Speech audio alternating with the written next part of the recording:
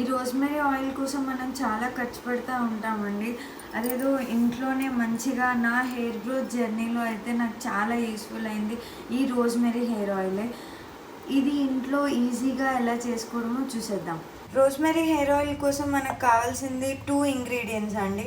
ఒకటి coconut oil, ఇంకోటి rosemary leaves. Fresh rosemary leaves అండి. కోకోనట్ ఆయిల్ మీకు ఎంత ఆయిల్ కావాలో అంత తీసుకోండి. ఇంకా రోజ్మెరీ లీవ్స్ ఫ్రెష్ లీవ్స్ తీసుకోవాలి.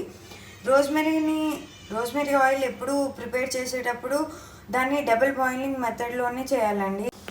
చూడండి, మనం ఇప్పుడు రోజ్మెరీ ఆయిల్ చేసుకునేటప్పుడు మనం డబుల్ బాయిలింగ్ మెథడ్లో ఇలా రోజ్మెరీ ఆయిల్ని ఇలా పెట్టుకోవాలండి. కోకోనట్ ఆయిల్లో రోజ్మెరీ లీవ్స్ వేసి డబుల్ బాయిలింగ్ మెథడ్లో ఇలా పెట్టుకోవాలండి.